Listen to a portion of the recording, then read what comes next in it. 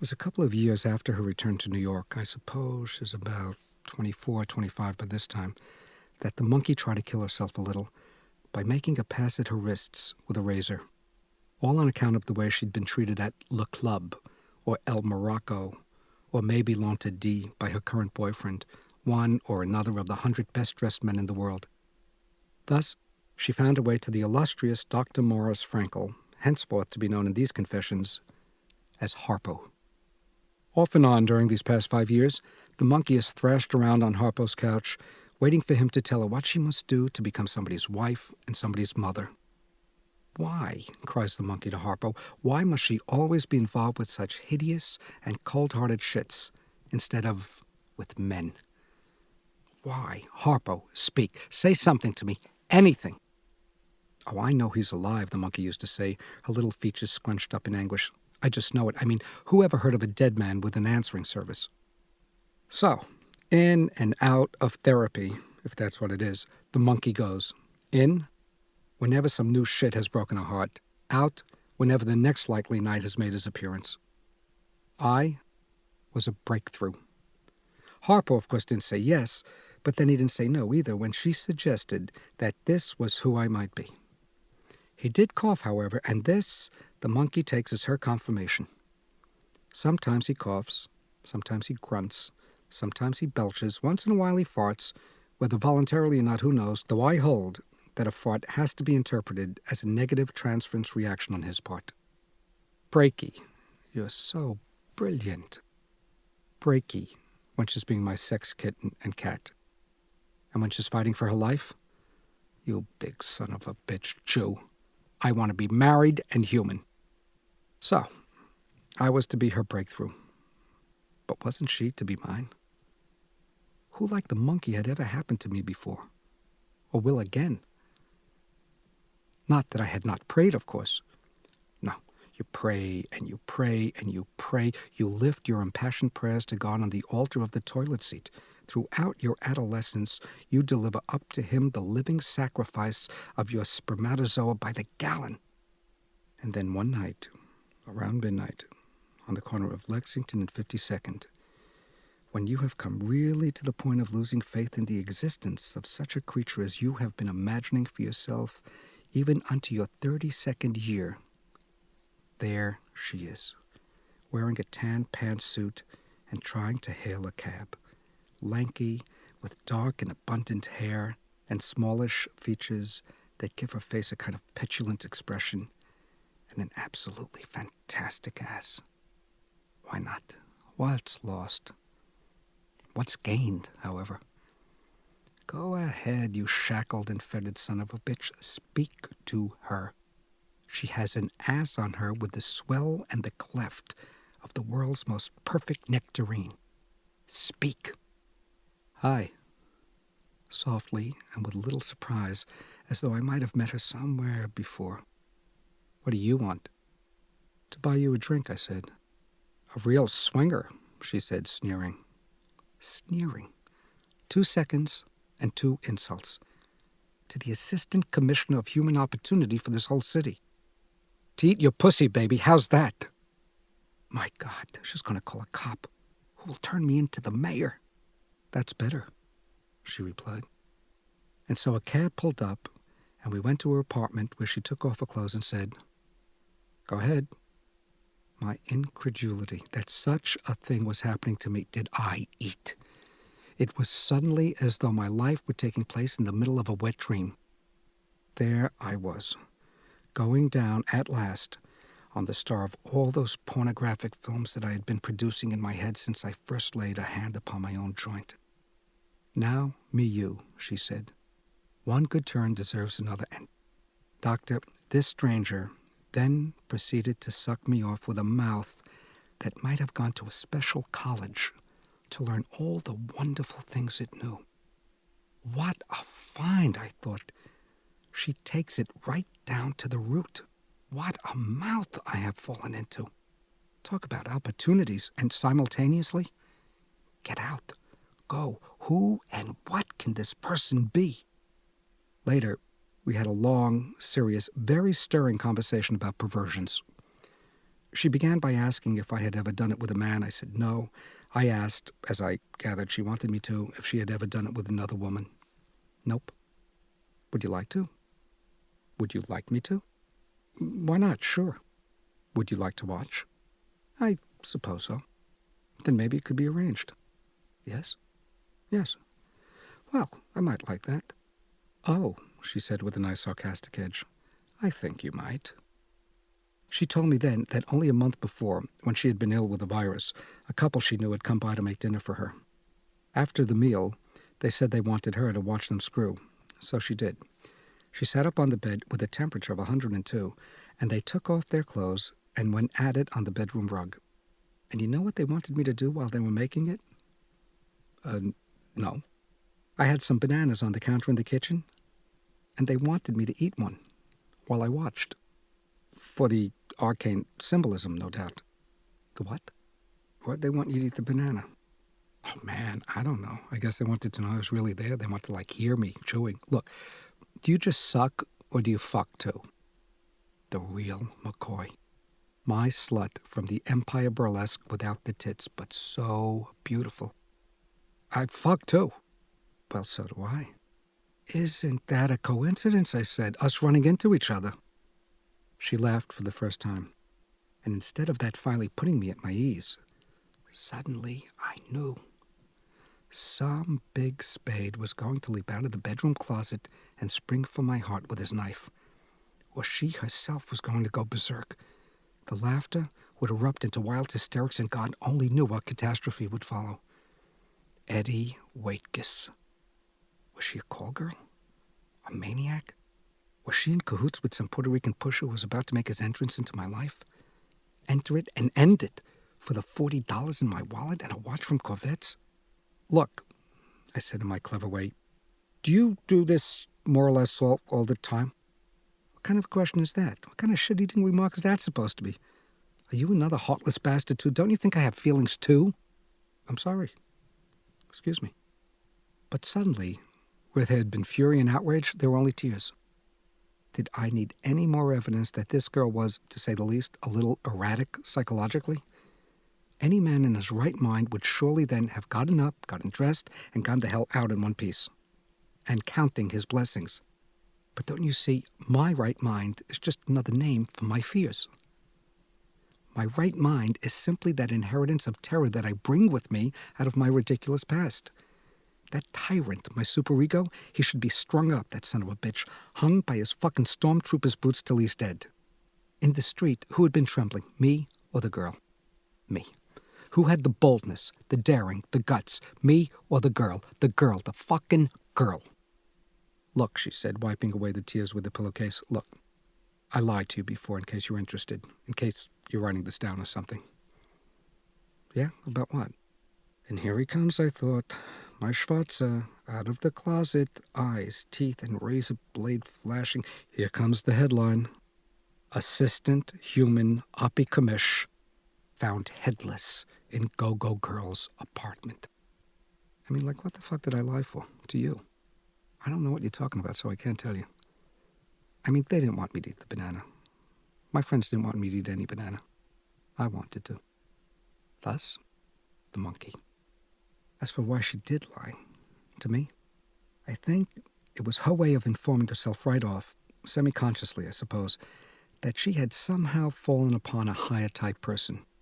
That pickup on the street notwithstanding, and the wholehearted suck in her bed notwithstanding, followed by that heart-stirring swallow and the discussion of perversions that followed that, still, she really hadn't wanted me to think of her as given over wholly to sexual excess and adventurism, because a glimpse of me was apparently all it took for her to leap imaginatively ahead into the life that might now be hers. No more narcissistic playboys in their Cardin suits. No more married, desperate advertising executives in overnight from Connecticut. No more faggots in British warmers for lunch at Serendipity, or aging lechers from the cosmetics industry drooling into their $100 dinners at Le Pavillon at night. No. At long last, the figure who had dwelled these many years at the heart of her dreams, so it turned out, A man who would be good to a wife and to children. A Jew. And what a Jew. First, he eats her, and then, immediately after, comes slithering on up and begins talking and explaining things, making judgments left and right, advising her what books to read and how to vote, telling her how life should and should not be lived. How do you know that? She used to ask warily.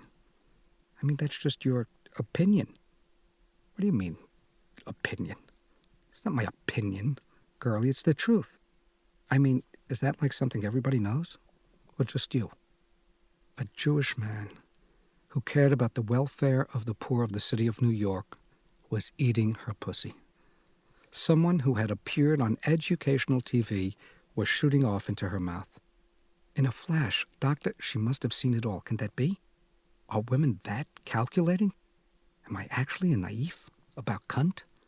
Saw and planned it all, did she? Right out there on Lexington Avenue? The gentle fire burning in the book-lined living room of our country home. The Irish nanny bathing the children before mother puts them to bed.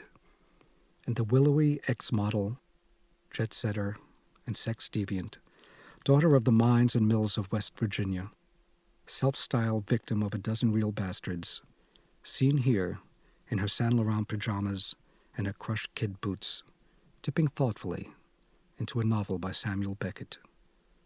Seen here on a fur rug with a husband whom people are talking about, the saintliest commissioner of the city of New York.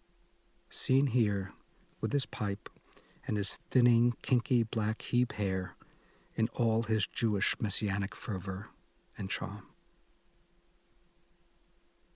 What happened finally at Irvington Park? Late on a Saturday afternoon, I found myself virtually alone on the frozen lake with a darling 14-year-old Shixla, whom I'd been watching practicing her figure eight since after lunch. A girl who seemed to me to possess the middle-class charms of Margaret O'Brien, that quickness and cuteness around the sparkling eyes and the freckled nose, and the simplicity and plainness, the lower-class availability, the lank blonde hair of Peggy Ann Garner. You see, what looked like movie stars to everyone else were just different kinds of Shixes to me. Often I came out of the movies trying to figure out what high school in Newark Jeannie Crane and her cleavage, or Katherine Grayson and her cleavage, would be going to if they were my age. And where would I find a Shixa like Jean Tierney, who I used to think might even be a Jew if she wasn't actually part Chinese? Meanwhile, Peggy Ann O'Brien has made a last figure eight and is coasting lazily off for the boathouse, and I have done nothing about her. Or about any of them. Nothing all winter long, and now March is almost upon us. The red skating flag will come down over the park, and once again, we'll be into polio season. I may not even live into the following winter, so what am I waiting for? Now or never? So after her, when she's safely out of sight, I madly begin to skate. Excuse me, I'll say, but would you mind if I walk you home?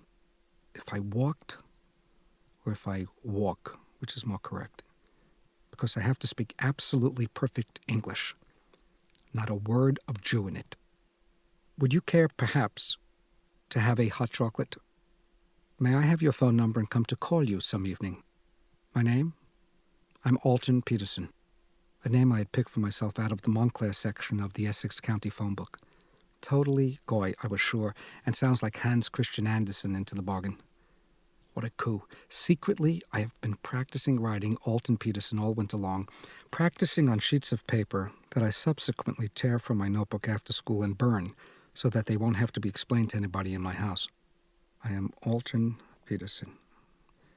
I am Alton Peterson. I'm Alton Christian Peterson? Or is that going a little too far? Alton C. Peterson? And so preoccupied I am with not forgetting whom I would now like to be, so anxious to make it to the boathouse while she's still changing out of her skates, and wondering, too, what I'll say when she asks about the middle of my face and what happened to it. Old hockey injury? Fell off my horse while playing polo after church one Sunday morning? Too many sausages for breakfast. I reached the edge of the lake with the tip of one skate a little sooner than I had planned. and so go hurtling forward onto the frostbitten ground, chipping one front tooth and smashing the bony protrusion at the top of my tibia. My right leg is in a cast from ankle to hip for 6 weeks. I have something that the doctor calls Osgood-Schlatter's disease. After the cast comes off, I drag the leg along behind me like a war injury, while my father cries, "Bend it. Do you want to go through life like that? Bend it. Walk natural, will you? Stop favoring that Oscar-shattered leg, Alex, or you're going to wind up a cripple for the rest of your days." For skating after Shixes, under an alias, I would be a cripple for the rest of my days. With a life like mine, doctor, who needs dreams? Bubbles Girardi, an 18-year-old girl who had been thrown out of Hillside High School and was subsequently found floating in the swimming pool at Olympic Park by my lascivious classmate, Smolka, the tailor's son. For myself, I wouldn't go near that pool if you paid me. It is a breeding ground for polio and spinal meningitis. Not to mention diseases of the skin, the scalp, and the asshole.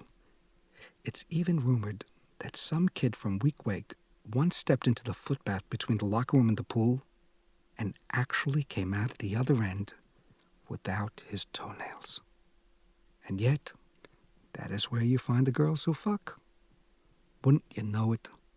That is the place to find the kinds of Shixes who will do anything. If only a person is willing to risk polio from the pool, gangrene from the footbath, ptomaine from the hot dogs, and elephantiasis from the soap and the towels, he might, possibly, get laid. We sit in the kitchen, where Bubbles was working over the ironing board when we arrived, in her slip. Mandel and I leaf through back numbers of Ring magazine, while in the living room, Smolka tries to talk Bubbles into taking on his two friends as a special favor to him. Bubbles' brother, who in a former life was a paratrooper, is nobody we have to worry about, Smolka assures us, because he's off in Hoboken, boxing in a feature event under the name Johnny Geronimo Girardi. Her father drives a taxi during the day and a car for the mob at night. He's out somewhere chauffeuring gangsters around and doesn't get home until the early hours. And the mother we don't have to worry about because she's dead.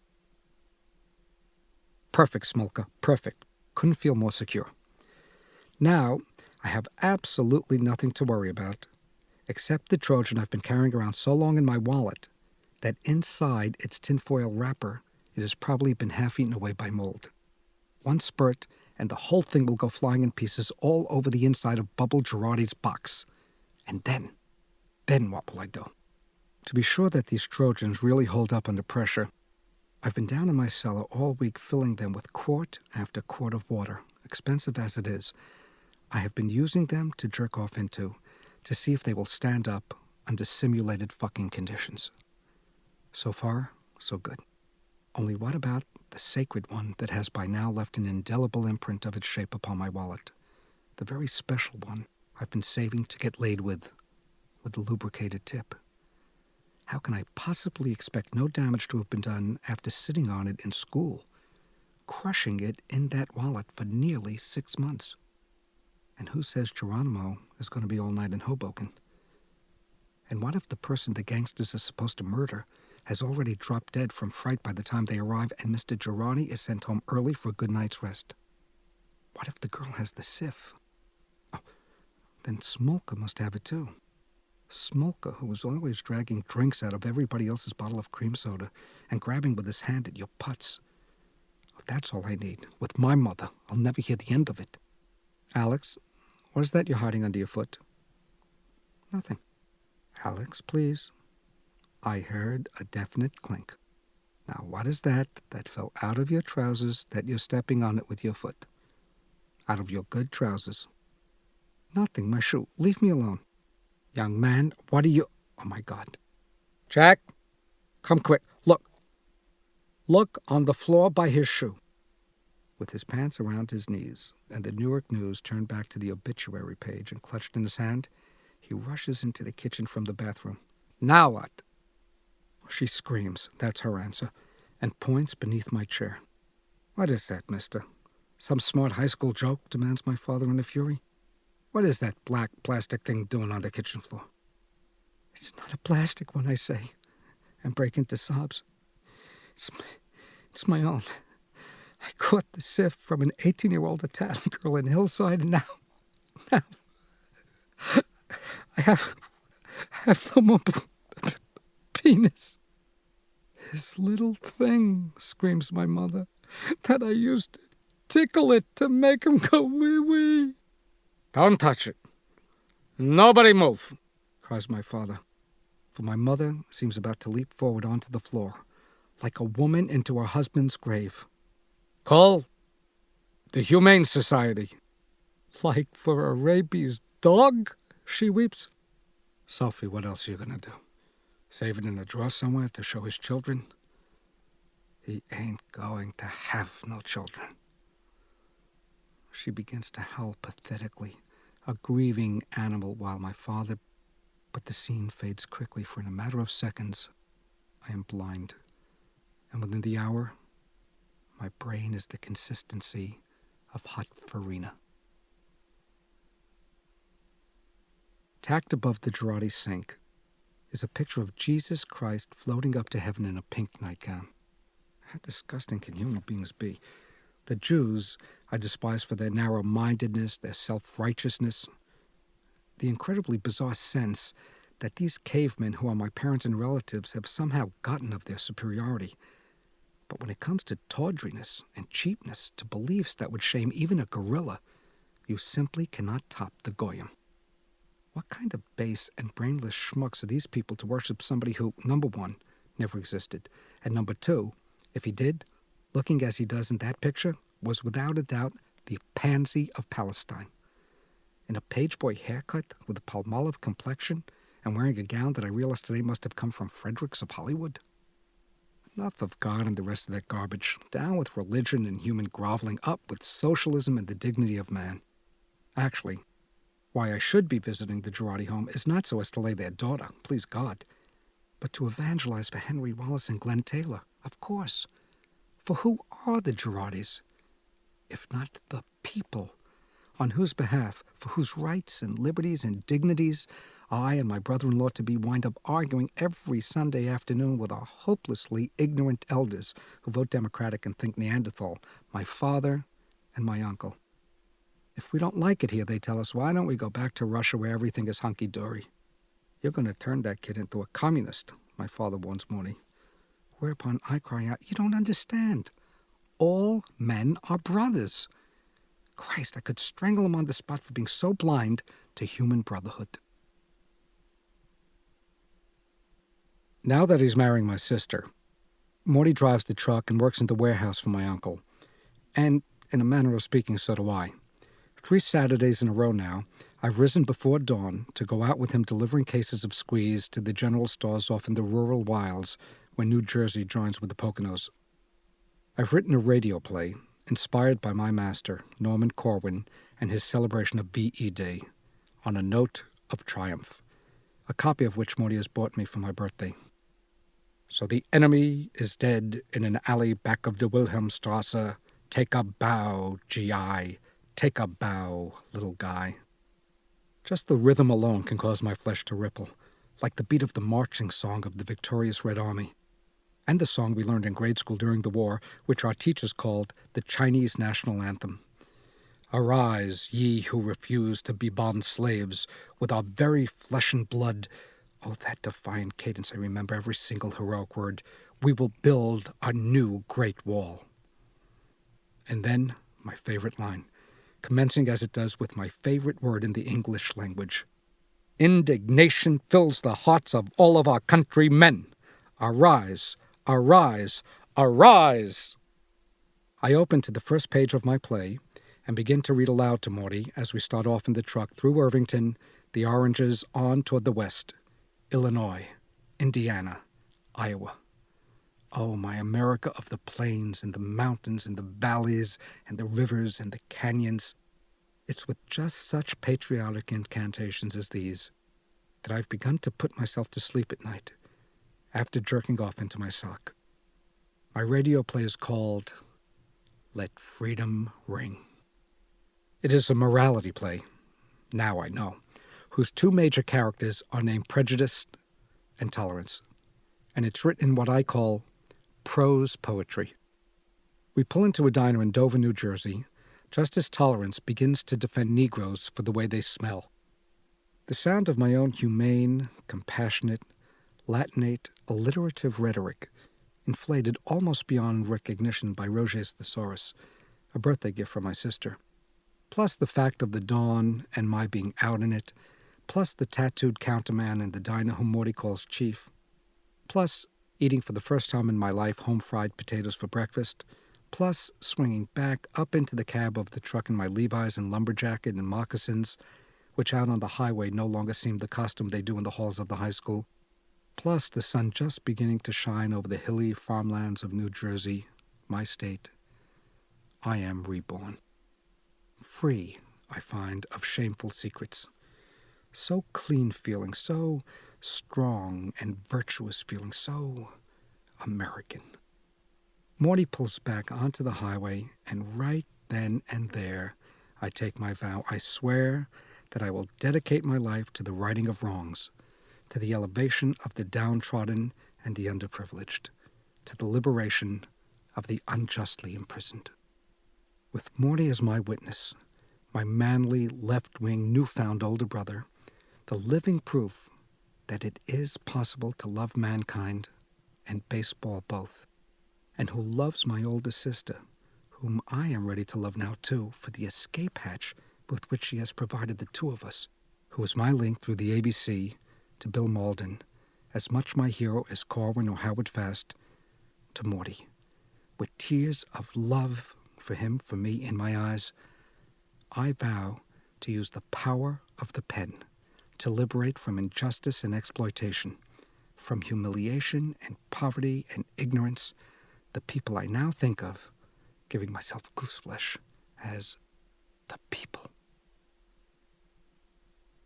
I am icy with fear of the girl and her sif, of the father and his friends, of the brother and his fists, even though Smolka has tried to get me to believe what strikes me as wholly incredible, even for Goyim, that both brother and father know, and neither cares, that Bubbles is a whore. And fear, too, that beneath the kitchen window, which I plan to leap out of should I hear so much as a footstep on the stairway, is an iron picket fence upon which I will be impaled. Of course, the fence I'm thinking of surrounds the Catholic orphanage on Lyons Avenue, but I am by now halfway between hallucination and coma, and somewhat woozy, as though I've gone too long without food. I see the photograph in the Newark News of the fence and the dark puddle of my blood on the sidewalk, and the caption from which my family will never recover. Insurance man's son leaps to death. While I sit freezing in my igloo, Mandel is basting in his own perspiration and smells it. The body odor of Negroes fills me with compassion, with prose poetry. Mandel I am less indulgent of. He nauseates me, as my mother says of him, which isn't to suggest that he is any less hypnotic a creature to me than Smolka is. 16 and Jewish, just like me, but there all resemblance ends. He wears his hair in a duck's ass, has sideburns down to his jawbone, and sports one-button roll suits and pointy black shoes, and Billy Eckstein collars bigger than Billy Eckstein's. But Jewish, incredible. A moralistic teacher has leaked to us that Arnold Mandel has the IQ of a genius, yet prefers instead to take rides in stolen cars, smoke cigarettes, and get sick on bottles of beer. Can you believe it? A Jewish boy. He's also a participant in the circle jerks, held with the shades pulled down in Smolka's living room after school, while both elder Smolkas are slaving away in the tailor shop.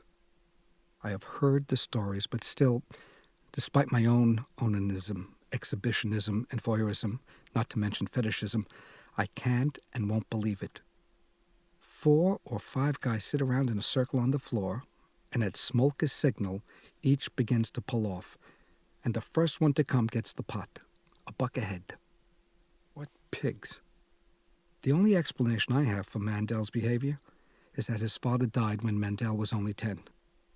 And this, of course, is what mesmerizes me most of all. A boy without a father. How do I account for Smolka and his daring?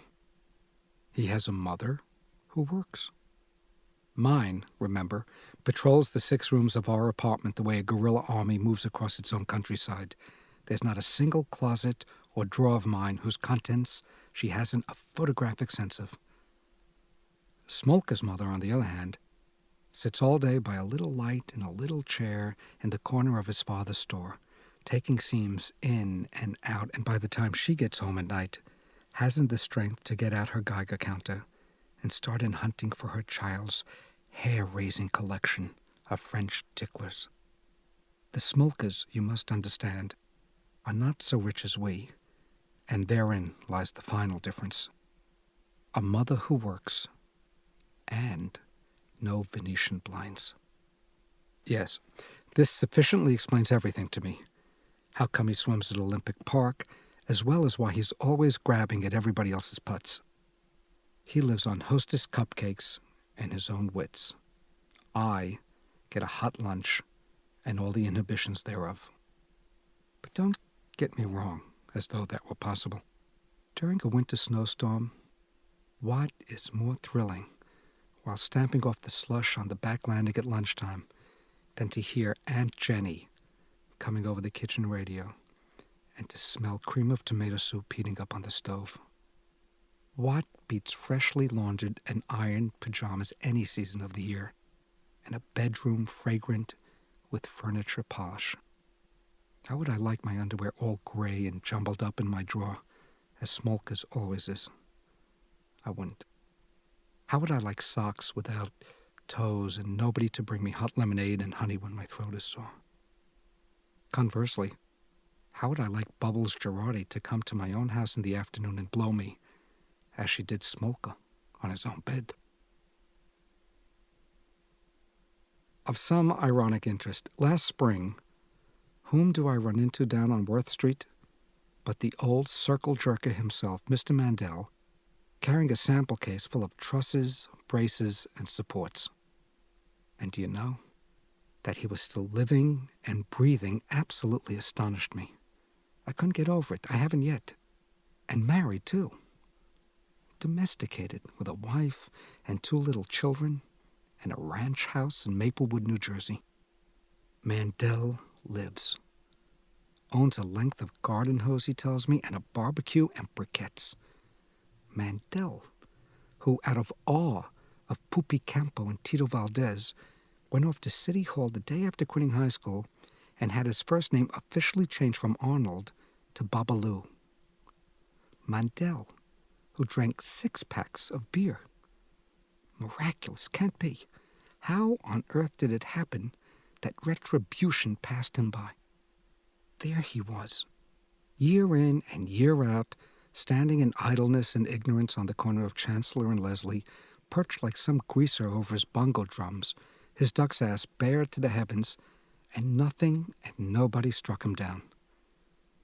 And now he's 33, like me, and a salesman for his wife's father, who has a surgical supply house on Market Street in Newark. And what about me, he asks. What do I do for a living? Really? Doesn't he know? Isn't he on my parents' mailing list? Doesn't everyone know I am now the most moral man in all of New York? All pure motives and humane and compassionate ideals? Doesn't he know that what I do for a living is, I'm good? Civil service, I answered, pointing across to 30 Worth. Mr. Modesty. You still see any of the guys? Babalu asked. Married? Oh, no. Inside the new jowls, the old, furtive Latin American greaser comes to life. So, what do you do for pussy? I have affairs on, and I beat my meat. Mistake, I think instantly. Mistake. What if he blabs to the Daily News? Assistant human Abikumish flogs dummy. Also lives in sin, reports old school chum. The headlines, always the headlines revealing my filthy secrets to a shocked and disapproving world. Hey, said Babalu, remember Rita Girardi, Bubbles, who used to suck us all off? What about her? Lower your voice, Babalu. What about her? Didn't you read in the news? What news? The Newark news. I don't see the Newark papers anymore. What happened to her? She got murdered. In a bar on Hawthorne Avenue, right down from the annex. She was with some boogie, and then some other boogie came in and shot them both in the head. How do you like that? Fucking for boogies. Wow, I said, and meant it. Then suddenly, listen, Babalu, whatever happened to Smolka? Don't know, says Babalu. Ain't he a professor? I think I heard he was a professor. A professor? Smolka? I think he's some kind of college teacher. Oh, can't be, I say, with my superior sneer. Yeah, that's what somebody said down at Princeton. Princeton? But can't be. Without hot tomato soup for lunch on freezing afternoons? Who slept in those putrid pajamas? The owner of all those red rubber thimbles with the angry little spiky projections that he told us drove the girls up the walls of Paris? Smolka, who swam in the pool at Olympic Park, he's alive too? And a professor at Princeton, Nach? What department, classical languages or astrophysics? Babalu, you sound like my mother. You must mean plumber or electrician, because I will not believe it. I mean, down in my kishkas, in my deep emotions, and my old beliefs, down beneath the me, who knows very well that, of course, Smolka and Mendel continue to enjoy the ranch houses and the professional opportunities available to men on this planet. I simply cannot believe in the survival, let alone the middle-class success, of these two bad boys. Why, they're supposed to be in jail or the gutter. They didn't do that homework, damn it. Smolka used to cheat off me in Spanish, and Mandel didn't even give enough of a shit to bother to do that. And as for washing their hands before eating, don't you understand? These two boys are supposed to be dead, like Bubbles. Now there, at least, is a career that makes some sense. There's a case of cause and effect that confirms my ideas about human consequence. Bad enough, rotten enough, and you get your cocksucking head blown off by boogies. Now that's the way the world's supposed to be run. Smolka comes back into the kitchen and tells us she doesn't want to do it. But you said we're going to get laid, cries Mandel. You said we're going to get blowed, reamed, steamed, and dry cleaned. That's what you said. Fuck it, I say. If she doesn't want to do it, who needs her? Let's go. But I've been pounding off over this for a week. I ain't going anywhere. What kind of shit is this, Smolka? Won't she even beat my meat? Me, with my refrain, look, if she doesn't want to do it, let's go. Mandel, who the fuck is she that she won't even give a guy a hand job? A measly hand job. Is that the world to ask of her? I ain't leaving till she either sucks it or pulls it. One or the other. It's up to her. Fucking whore. So, Smolka goes back in for a second conference and returns nearly half an hour later with the news that the girl has changed her mind. She will jerk off one guy, but only with his pants on, and that's all. We flip a coin, and I win the right to get the sif. Mandel claims the coin grazed the ceiling and is ready to murder me. He's still screaming foul play when I enter the living room to reap my reward. She sits in her slip on the sofa at the other end of the linoleum floor, weighing 170 pounds and growing a mustache. Anthony Peruta. That's my name for when she asks. But she doesn't. Look, says Bubbles, let's get it straight. You're the only one I'm doing it to. You, and that's it. It's entirely up to you, I say politely. All right, take it out of your pants, but don't take them down. You hear me? Because I told him I'm not doing anything to anybody's balls. Fine. Fine, whatever you say. And don't try to touch me, neither. Look, if you want me to, I'll go. Just take it out. Sure, if that's what you want. Here. Here, I say, but prematurely. I have to get it. Where is that thing? In the classroom, I sometimes set myself consciously to thinking about death and hospitals and horrible automobile accidents in the hope that such grave thoughts will cause my boner to recede before the bell rings and I have to stand. It seems that I can't go up to the blackboard in school or try to get off a bus without its jumping up and saying, "Hey, look at me," to everyone in sight. And now it is nowhere to be found. "Here!" I finally cry. "Is that it?" "Well," I answer, turning colors, "it gets bigger when it gets harder." "Well, I ain't got all night, you know." Nicely. "Oh, I don't think it'll be all night." "Lay down." Bubbles, not wholly content, lowers herself into a straight chair while I stretch out beside her on the sofa, and suddenly she has hold of it, and it's as though my poor cock has got caught in some kind of machine. Vigorously, to put it mildly, the ordeal begins, but it's like trying to jerk off a jellyfish. "What's the matter?" she finally says. "Can't you come?" Usually, yes, I can. Then stop holding it back on me. I'm not. I'm trying, Bubbles. Because I'm going to count to 50, and if you don't do it by then, that ain't my fault. 50? I'll be lucky if it's still attached to my body by 50. Take it easy, I want to scream. Not so rough around the edges, please.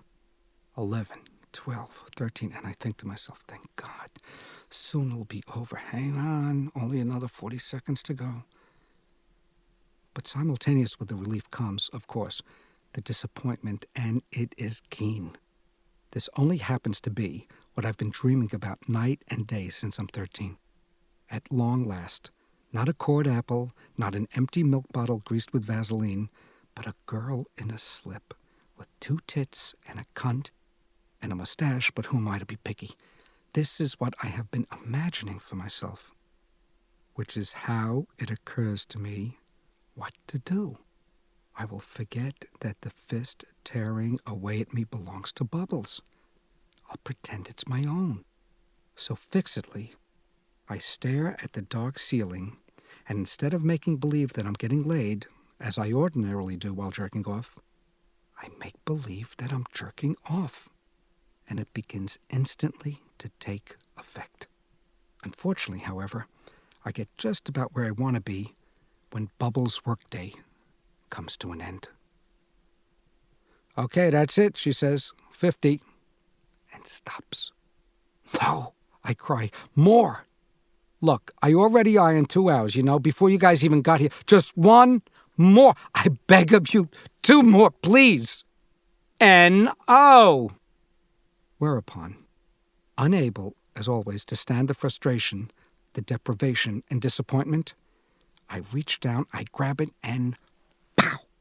Only right in my eye. With a single whip-like stroke of the master's own hand, the lather comes rising out of me. I ask you, who jerks me off as well as I do it myself? Only, reclining as I am, the jet leaves my joint on the horizontal, rides back the length of my torso, and lands with a thick, wet, burning splash right in my own eye. "Son of a bitch, kike," Bubbles screams.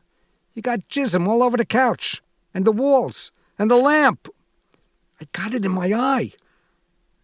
And don't you say kike to me, you. You are a kike. You got it all over everything, you mocky son of a bitch. Look at the doilies." It's just as my parents have warned me. Comes the first disagreement, no matter how small, and the only thing a shiksa knows how to call you is a dirty Jew. What an awful discovery. My parents, who are always wrong, are right. And my eye, it's as though it's been dropped in fire, and now I remember why. On Devil's Island, Smolka has told us, the guards used to have fun with the prisoners by rubbing sperm in their eyes and making them blind. I'm going blind. A shiksa has touched my dick with a bare hand, and now I'll be blind forever. Doctor, my psyche, it's about as difficult to understand as a grade school primer. Who needs dreams, I ask you? Who needs Freud? Rose Franzblau of the New York Post has enough on the ball to come up with an analysis of somebody like me. "Sheeny," she's screaming. "Heeb. You can't even come off unless you pull your own pudding, you cheap bastard fairy Jew." Hey, enough is enough. Where's her sympathy?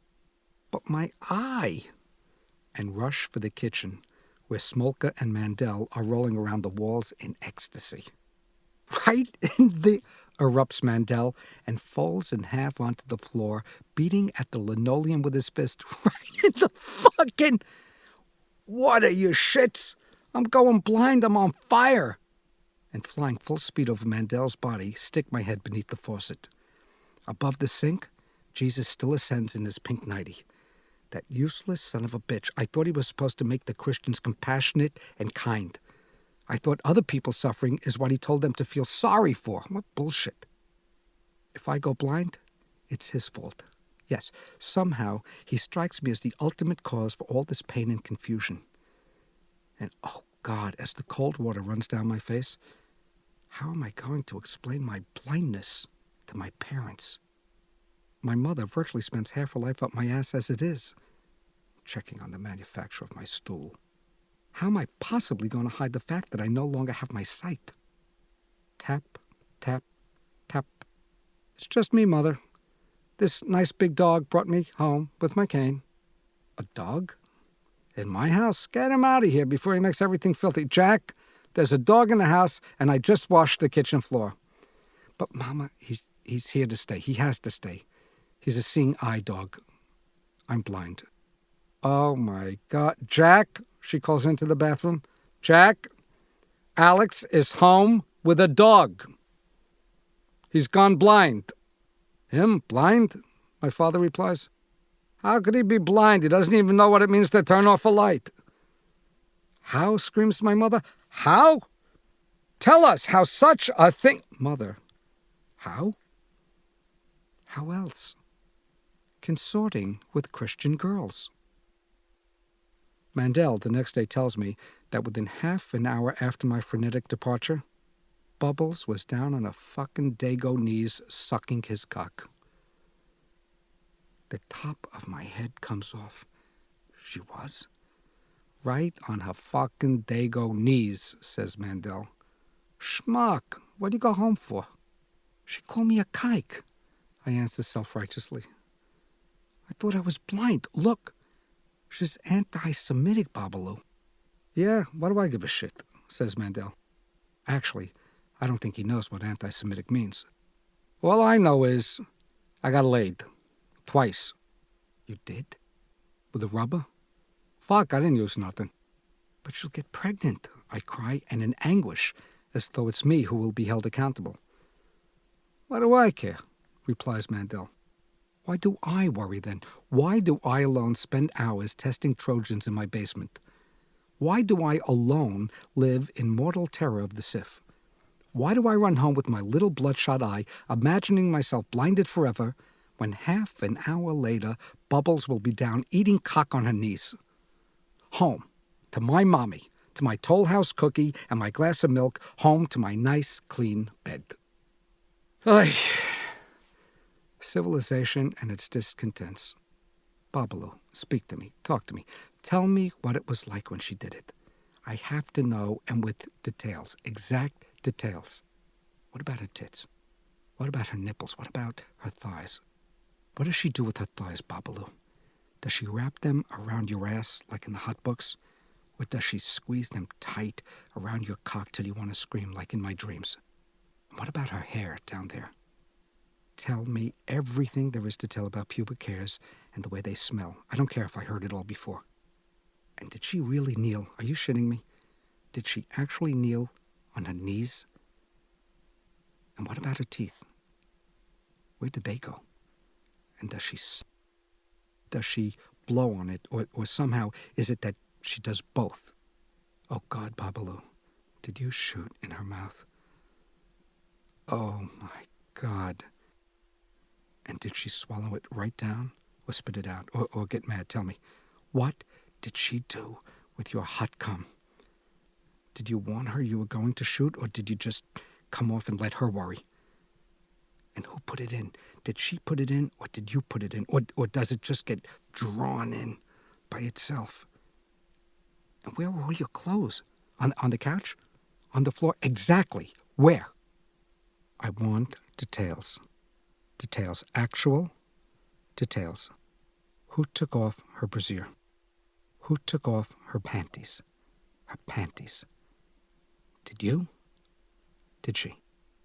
When she was down there blowing Babalu, did she have anything on at all? And how about the pillow under her ass? Did you stick a pillow under her ass like it says to do in my parents' marriage manual? What happened when you came inside her? Did she come too? Mandel, clarify something that I have to know. Do they come? Stuff? Or do they just moan a lot or what? How does she come? What is it like? Before I go out of my head, I have to know what it's like. The most prevalent form of degradation in erotic life. I don't think I've spoken of the disproportionate effect the monkey's handwriting used to have upon my psychic equilibrium. What hopeless calligraphy. It looked like the work of an 8-year-old. It nearly drove me crazy.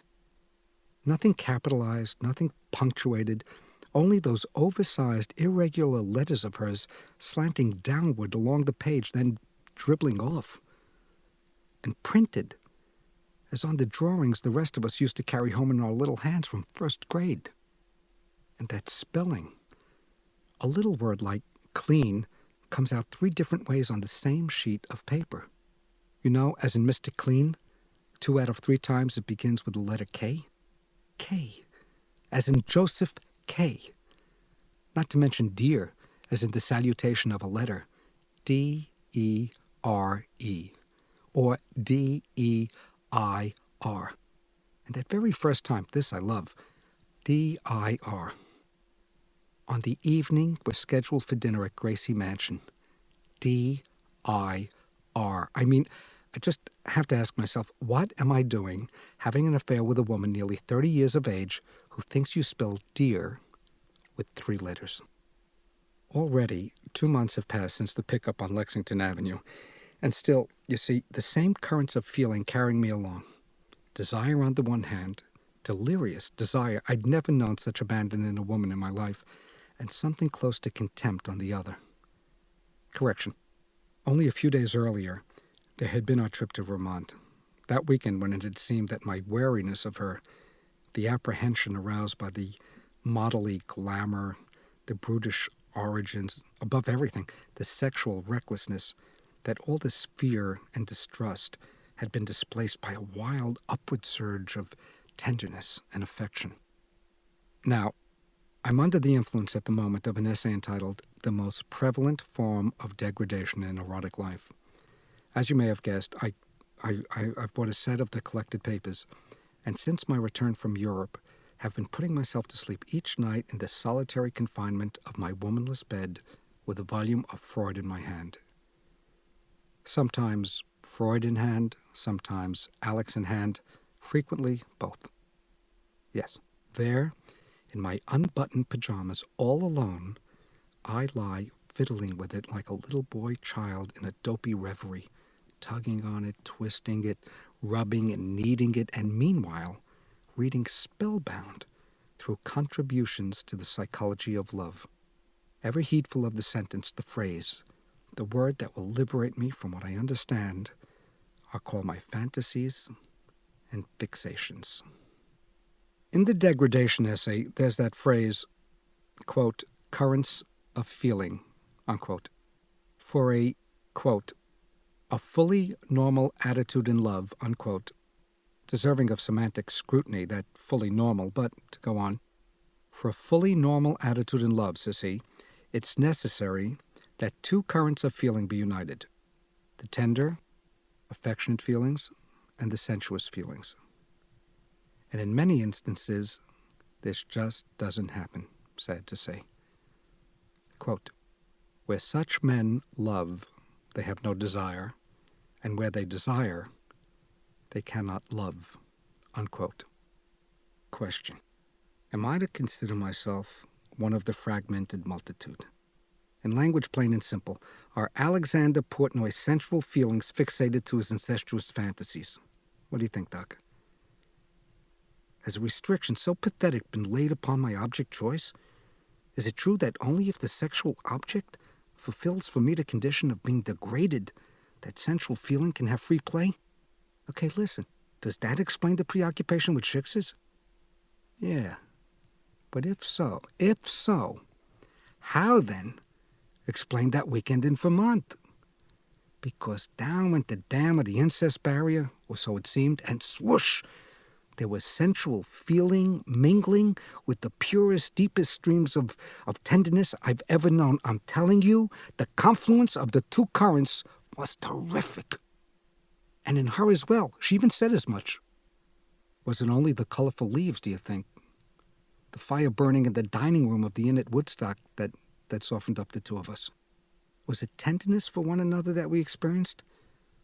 Or just the fall doing its work? Swelling the gourd, John Keats, and lathering the tourist trade into ecstasies of nostalgia for the good and simple life. Were we just two more rootless, jungle-dwelling erotomaniacs creaming in their pre-faded jeans over historical New England, dreaming the old agrarian dream in their rent-a-car convertible? Or is a fully normal attitude in love the possibility that it seemed for me during those few sunny days I spent with the monkey in Vermont? What exactly transpired? Well, we drove mostly. And looked. The valleys, the mountains, the light on the fields. And the leaves, of course. A lot of oohing and eyeing. Once, we stopped to watch somebody in the distance, high up on a ladder, hammering away at the side of a barn. And that was fun, too. Oh, and the rented car. We flew to Rutland and rented a convertible. A convertible, can you imagine? A third of a century as an American boy, and this was the first convertible I had ever driven myself. Know why? Because the son of an insurance man knows better than others the chance you take riding around in such a machine. He knows the awful actuarial details. All you have to do is hit a bump in the road, and that's it where a convertible is concerned. Up from the seat you go flying, and not to be too graphic, out onto the highway, cranium first, and if you're lucky, it's a wheelchair for life. And turn over in a convertible, well, you can just kiss your life goodbye. And this is statistics, I'm told by my father, not some cockamamie stories making up for the fun of it. Insurance companies aren't in business to lose money. When they say something, Alex, it's true. And now, on the heels of my wise father, my wise mother, please, so I can sleep at night for 4 years, promise me one thing. Grant your mother this one wish, and she'll never ask anything of you again. When you get to Ohio, promise you won't ride in an open convertible, so I can shut my eyes in bed at night, Alex. Promise you won't take your life in your hands in any crazy way. My father again. Because you're a plum, Alex, he says, baffled and tearful over my imminent departure from home. And we don't want a plum to fall off the tree before it's ripe. 1. Promise. Plum. That you'll never ride in a convertible. Such a small thing. What will it hurt you to promise? 2. You'll look up Howard Sugarman, Sylvia's nephew. A lovely boy and president of the Hillel. He'll show you around. Please look him up. 3. Plum. Darling. Light of the world. You remember your cousin Heshy? The torture he gave himself and his family with that girl? What Uncle Jaime had to go through to save that boy from his craziness, you remember? Please. Do we have to say any more? Is my meaning clear, Alex? Don't give yourself away cheap. Don't throw a brilliant future away on an absolute nothing. I don't think we have to say anything more. Do we? You're a baby at 16 years old and graduating high school. That's a baby, Alex. You don't know the hatred there is in the world. So I don't think we have to say any more. Not to a boy as smart as you. Only you must be careful with your life. You must not plunge yourself into a living hell. You must listen to what we are saying, and without the scowl, thank you, and the brilliant backtalk. We know. We have lived. We have seen it doesn't work, my son. They are another breed of human being entirely. You will be torn asunder. Go to Howard. He'll introduce you at the Hillel. Don't run first thing to a blondie, please, because she'll take you for all you're worth and then leave you bleeding in the gutter. A brilliant, innocent baby boy like you, she'll eat you up alive. She'll eat me up alive? Ah, but we have our revenge, we brilliant baby boys. Us plums. You know the joke, of course. Milty, the GI telephones from Japan. Mama, he says, it's Milton. I have good news. I found a wonderful Japanese girl and we were married today. As soon as I get my discharge, I want to bring her home, Mama, for you to meet each other. So, says the mother, bring her, of course. Oh, wonderful, Mama, says Milty. Wonderful. Only, I was wondering, in your little apartment, where will me and Ming Toy sleep? Where? Says the mother. Why, in the bed. Where else should you sleep with your bride? But then where will you sleep if we sleep in the bed, Mama? Are you sure there's room? Milty, darling, please, says the mother. Everything's fine. Don't you worry. There'll be all the room you want. As soon as I hang up, I'm killing myself. What an innocent, our Milty. How stunned he must be over there in Yokohama to hear his mother come up with such a statement. Sweet, passive Milton. You wouldn't hurt a fly, would you, Tatala? You hate bloodshed. You wouldn't dream of striking another person, let alone committing a murder on him. So you let the geisha girl do it for you. Smart, Milty, smart. From the geisha girl, believe me, she won't recover so fast. From the geisha girl, Milty, she'll plutz. Ha ha! You did it, Miltala, and without even lifting a finger. Of course, let the shiksa do the killing for you. You're just an innocent bystander, caught in the crossfire. A victim, right, Milt? Lovely, isn't it? The business of the bed. When we arrive at the inn in Dorset, I remind her to slip one of her half-dozen rings onto the appropriate finger. In public life, one must be discreet, I say, and tell her that I've reserved a room in the name of Mr. and Mrs. Arnold Mandel. A hero out of Newark's past, I explain. While I register, the monkey, looking in New England, erotic in the extreme, roams around the lobby examining the little Vermont gifties for sale. Arnold, she calls. I turn. Yes, dear? We simply must take back with us some maple syrup for Mother Mandel. She loves it so. And smiles her mysteriously enticing Sunday Times underwear ad smile at the suspicious clerk. What a night. I don't mean there was more than the usual body thrashing and hair tossing and impassioned vocalizing from the monkey. No, the drama was at the same Wagnerian pitch I was beginning to become accustomed to. It was the flow of feeling that was new and terrific. Oh, I can't get enough of you, she cried. Am I a nymphomaniac, or is it the wedding ring? I was thinking maybe it was the illicitness of an inn.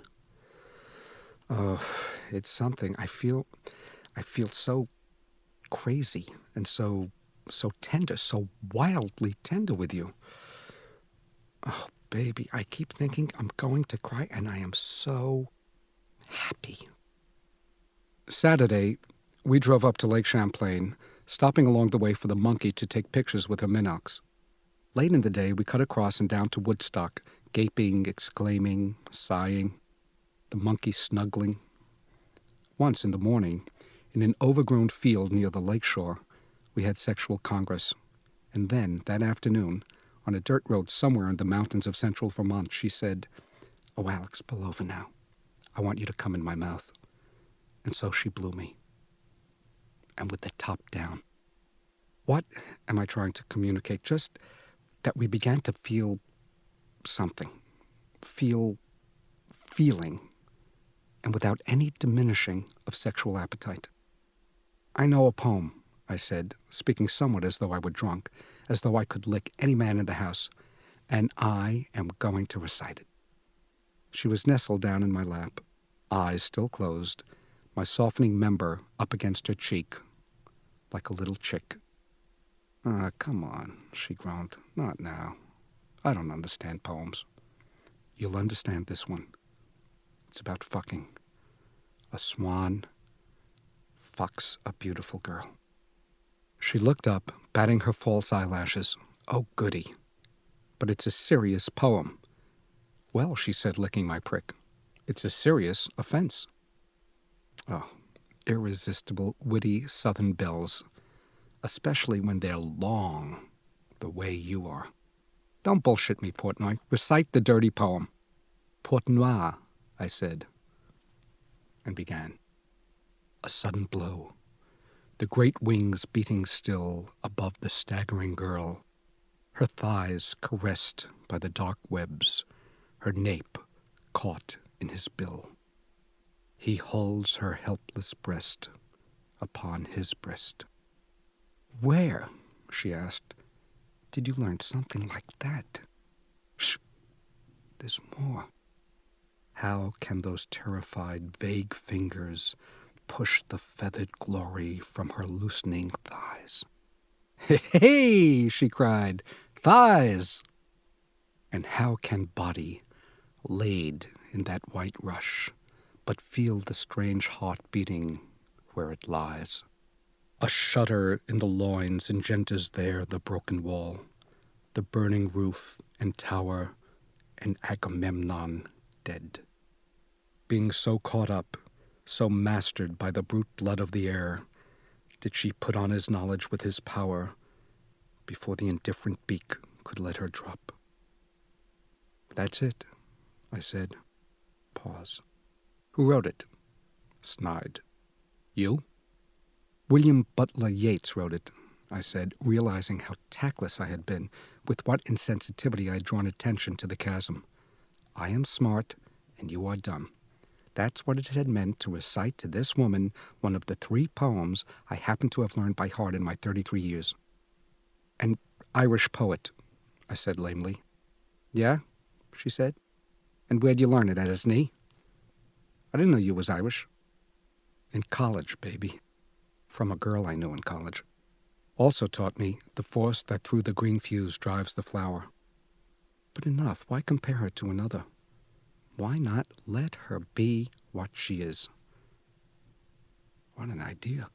Love her as she is, in all her imperfection, which is, after all, maybe only human. "Well," said the monkey, still playing truck driver, "I never been to college myself. Then, dopey Southern. And down home in Moundsville, honey, the only poem we had was, 'I see London, I see France, I see Mary Jane's underpants.' Except I didn't wear no underpants. Know what I did when I was 15? Sent a lock of my snatch hair off in an envelope to Marlon Brando. Prick didn't even have the courtesy to acknowledge receipt." Silence, while we try to figure out what 2 such unlikely people are doing together. In Vermont yet. Then she says, "Okay, what's Agamemnon?" So I explain, to the best of my ability. Zeus, Agamemnon, Clytemnestra, Helen, Paris, Troy. Oh, I feel like a shit and a fake. Half of it I know I'm getting wrong. But she's marvelous. "Okay, now say it all again." "You serious?" "I'm serious again, but for Christ's sake, slow." So I recite again, and all this time my trousers are still down around the floorboard, and it's growing darker on the path where I have parked out of sight of the road, beneath the dramatic foliage. The leaves, in fact, are falling into the car. The monkey looks like a child trying to master a multiplication problem, but not a dumb child. No, a quick and clever little girl, not stupid at all. This girl is really very special, even if I did pick her up in the street. When I finish, you know what she does? Takes hold of my hand, draws my fingers up between her legs, where Mary Jane still wears no underpants.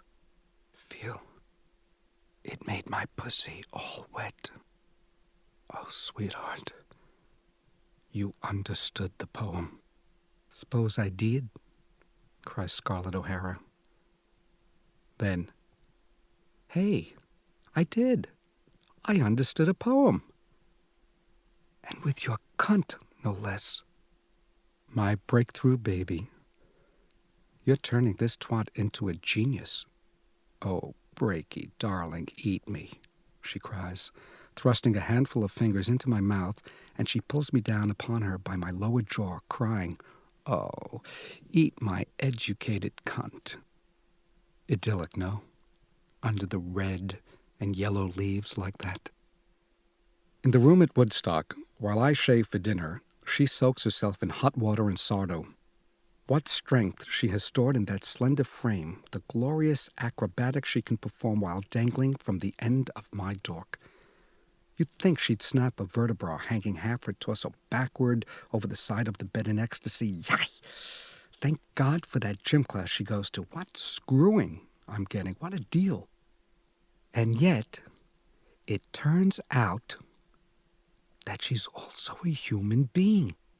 Oh yes, she gives every indication that this may be so. A human being who can be loved. But by me? Why not? Really? Why not? You know something? She says to me from the tub. My little hole's so sore it can hardly breathe. Poor hole. Hey, let's eat a big dinner, a lot of wine and chocolate mousse, and then come up here and get into our 200-year-old bed and not screw. How you doing, Arn? She asked later when the lights were out. This is fun, isn't it? It's like being 80. Or 8, I said. I got something I want to show you. No. Arnold? No. During the night I awakened and drew her toward me. Please, she moaned. I'm saving myself for my husband. That doesn't mean shit to a swan, lady.